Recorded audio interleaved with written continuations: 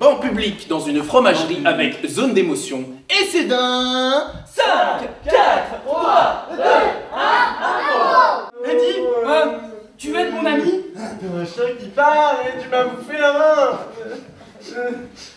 En fait, je suis un peu tout seul depuis le début de la journée et j'aimerais bien qu'il y ait quelqu'un qui joue avec moi. D'accord, mais tu me bouffes pas la main. Non, alors ça c'est promis.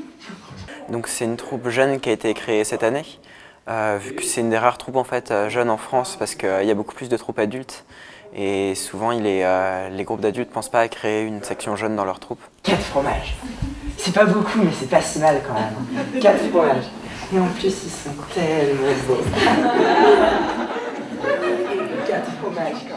En fait, on fait ce qu'on appelle le banc. On place un banc au milieu de la salle et puis on joue avec sur des thèmes et sur des thèmes donnés par le public et des règles données par l'arbitre.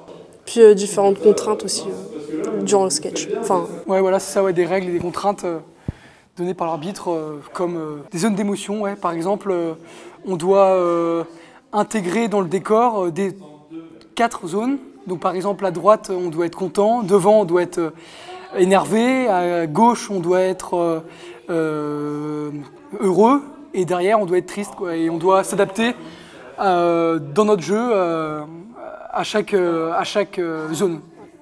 Alors la joie, la colère, la tristesse et l'amour. Un improvisateur sur le banc s'il vous plaît. J'aime pas les pizzas 4 fromages. Non, j'aime pas. Bah, si tu veux, il y a de la pizza 8 fromages, papa. 8 fromages. 8 fromages. Ah ça j'aime. Ah ouais, ça, ah oui, ça j'aime. Hein. À l'école, on leur apprend à réfléchir avant de parler. Nous, on essaie de faire l'inverse. On leur apprend à se méfier des gens. Nous, on apprend à faire confiance à n'importe qui. On apprend à réagir. Voilà, j'essaie de leur casser un petit peu leurs réflexes pour après les emmener sur scène. Donc, On a d'abord tous les échauffements et après il nous dit les exercices qu'on a à faire. Et souvent, ouais, c'est des exercices d'improvisation qu'on fait. Après, dès qu'on est chaud au niveau physique, on passe directement à des exercices qu'on peut faire en match pour plaire au public.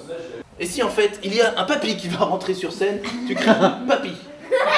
Ninja, sucrerie, papy, public, ton vote. Ninja. On doit intégrer le public à notre jeu parce qu'il donne justement il donne les thèmes, il donne les règles aussi des fois. Donc du coup on doit. Il fait l'impro pratiquement. Il fait l'impro. Ouais, il joue avec nous quoi. Je trouve plus la clé non plus. Ah mais c'est toi qui m'embête tous les jours là derrière là. Non, c'est Robert qui ronfle. Ah ouais. Bon, ça résout pas le problème. Il faut qu'on trouve la clé. Sauf que je suis tellement malchanceux qu'elle va pas tomber du ciel quoi.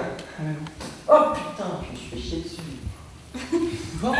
C'est vraiment difficile de ne plus rien avoir à dire en fait, parce qu'on s'entraîne à ça, à imaginer n'importe quoi et à se lâcher à dire le mot qui nous passe par la tête, même si on n'a rien à dire quoi. Ouais, et puis si ça arrive, faut casser l'impro avec un élément perturbateur. Ouais, voilà. Et faire n'importe quoi, c'est vraiment, on apprend à gérer ça et voilà. on a le projet là, qui arrive très vite, mi-mars, d'aller jouer en Savoie, chez les Impropotames. C'est une troupe de Rumilly, près d'Annecy. Et c'est une troupe super. En plus, il y aura une autre troupe de Paris aussi qui sera là. Donc on va faire une sorte de tournoi, de mini-tournoi de match à 3 équipes. Et après, on va sûrement essayer de faire des spectacles pour se rembourser le déplacement qui va coûter des sous. Donc on va essayer de trouver des petites salles pour faire des spectacles, pour essayer de gagner un petit peu d'argent. Et voilà, il y en a beaucoup qui ont 17 ans, qui vont donc quitter la troupe junior en fin d'année. Donc il va falloir qu'on se fasse connaître pour essayer d'être conséquent l'année prochaine.